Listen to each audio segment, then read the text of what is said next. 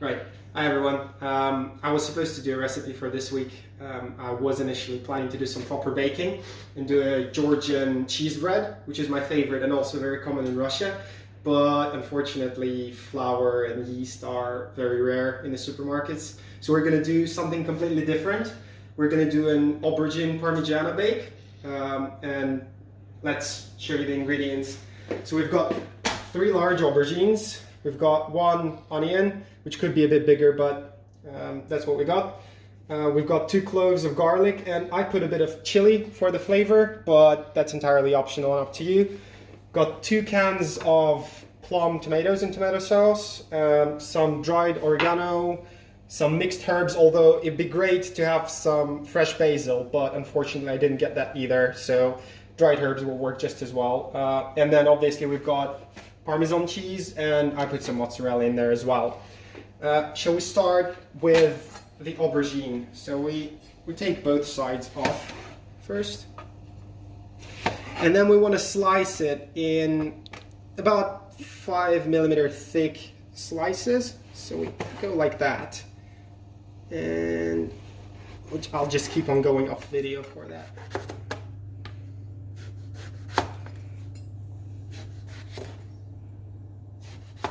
Okay, so the aubergines are ready. As you can see, there are quite a lot of them, so it took up more than my largest tray. We're just gonna stick them into the oven at 200 degrees for about 10 or so minutes. We want them to get golden brown and soft, but not completely cooked, because they're gonna go in the Parmigiana afterwards. So we'll wait. Okay, cool. So they've been in the oven for about 10 minutes now. Let's have a look. Okay. Yeah, perfect. So that's about the condition that we want them in. Just leave them out here, and the bigger portion as well. Off we go. Perfect. Just quickly try them.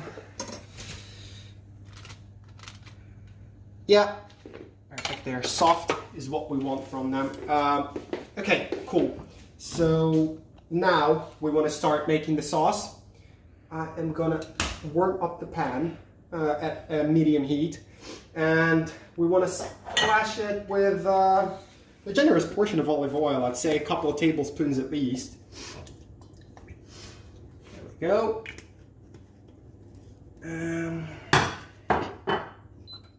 Cool. So we've got the pan at about medium heat now. We want to put our onions, garlic, and the optional chilies in. You don't want to put them at high heat because you don't want to fry them. You just want to make them soft and let the onion juice in it a bit. So we'll stir it like that. Now, once the heat starts going, you want to add the oregano. It's always better to have fresh one, but unfortunately I only have the dry one, so we shall do it. I'm going to use all of it. Be generous with all the herbs and everything, and don't be mistaken by the fact that this says parsley on it. I promise you this is oregano. Let's just stir that a bit. So essentially you want to get your onions soft before you start adding the tomatoes. Okay, so we have this good stuff going on for about 4 or 5 minutes, and you can really get the smell now. It smells amazing. So we are going to start adding tomatoes in. As I said, you want 2 cans of 400 grams each. You want those tomatoes in the sauce. So start in here. Okay, and the other one. So be careful, if your pan is too hot, this stuff can start shooting all over the place.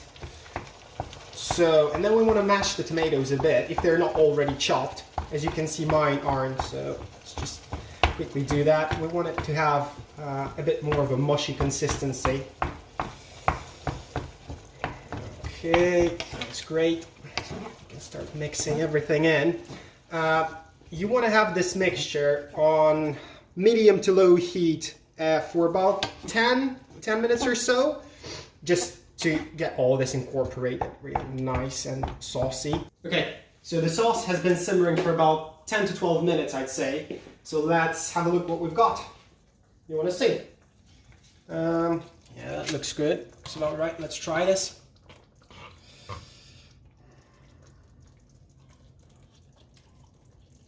Yeah, great. So we want to season it now. You know, you go first with your classic salt and pepper. Be generous with a good portion of sauce. There we go with pepper.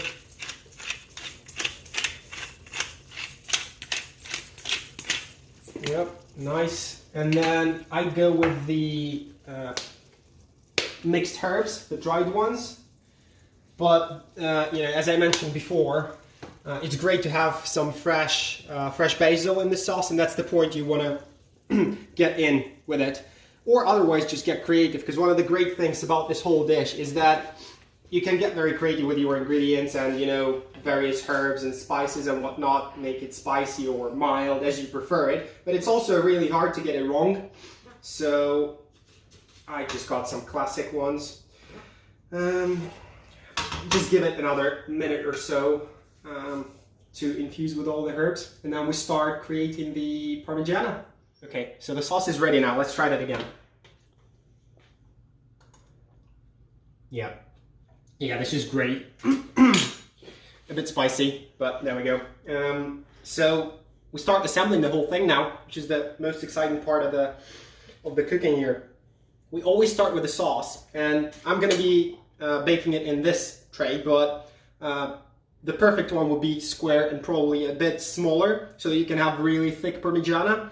But we got to work with what we have, so I'm going to do it with this one. As I said, start with the sauce. You really want to just have a bit of it at the bottom. There we go. So that should be fine. And then we take some Parmesan cheese, put it on top.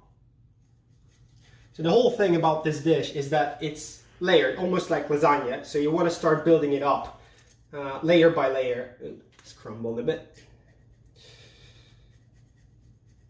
And the secret ingredient is obviously cheese. Not so secret, but the best thing about this is, you know, you want to add more cheese. If ever uncertain, just add more cheese.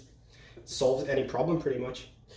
Okay, so I've got a bit of sauce, a bit of Parmesan. Now we want to start layering our aubergines through. So let's go. Let's see how that looks. You want them overlapping just a bit, but not too much.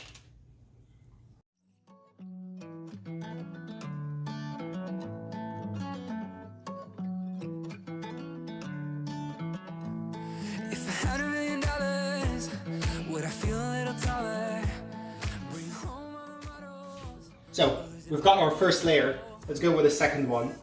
Somebody who's working 9 to 5. No, 'cause I'm gonna be somebody that lives until I die. So I put it all on red. I live in my car instead. No, I want it all, it all, it all and more. Don't wanna just survive. I got no time to rest, only in bed for sex. I do it all, it all, it all and more. I live until I die.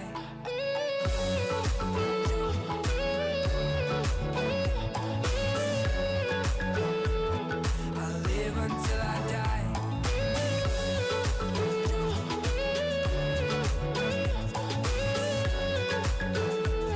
I live until I die.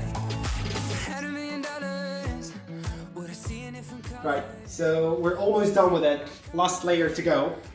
And I think we got it just right with the sauce and the proportion of sauce and aubergines. Let's just top it all out here.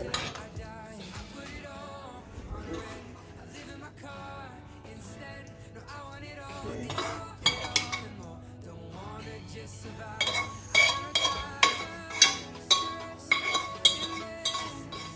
Yep.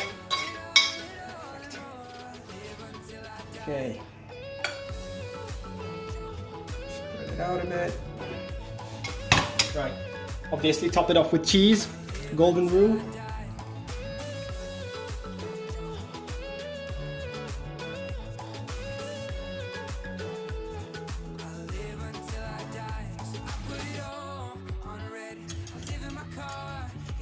Okay, perfect. And mozzarella to finish it all off.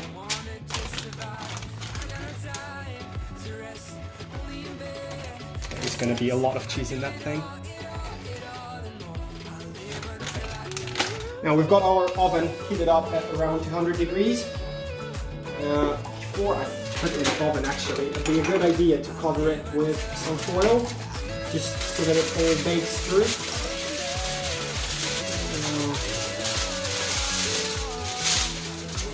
Some foil, reuse the foil. There we go.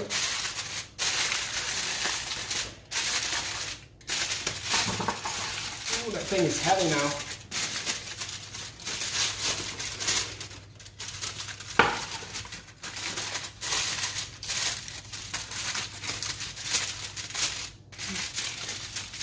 All right, there we go. So stick that thing in the oven. And we need about half an hour until the thing is done. Already getting hungry. There we go. And we wait and see what comes out of it. So the aubergine parmigiana has now been in oven for 30 minutes and I've just taken it out. So shall we take a look at what we've got? Careful. Probably very hot. Oh, look at that. That just looks amazing. Yep, so that's the final product. And that's just one portion for my breakfast. But seriously speaking, that is a lot of food and a lot of cheese. So you probably want to share that with someone. I definitely know who I'm sharing it with. So I think that's it, to be honest. There is nothing really special about this recipe, as you've seen. Very simple and very foolproof. So you cannot really screw that up. Good luck.